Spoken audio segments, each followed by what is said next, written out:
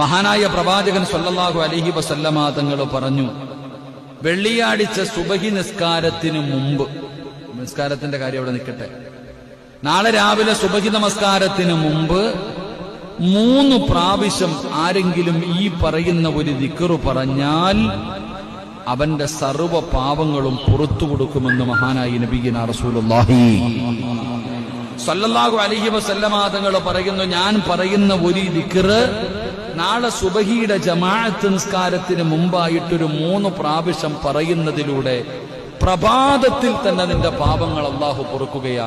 നാളെ സുബഹിക്ക് മുമ്പായിട്ട് തന്നെ നമ്മുടെ പാപങ്ങൾ നമുക്ക് കഴുകി ശുദ്ധമാക്കാൻ കഴിയും. അല്ലാഹു ഭാഗ്യം തരുമാറാകട്ടെ, അല്ലാഹു ഭാഗ്യം തരുമാറാകട്ടെ.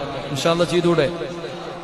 അസ്തഗ്ഫിറുല്ലാഹല്ലദീ ലാ ഇലാഹ ഇല്ലാ ഹുവൽ ഹയ്യുൽ ഖയ്യൂം വഅതൂബു ഇലൈഹി.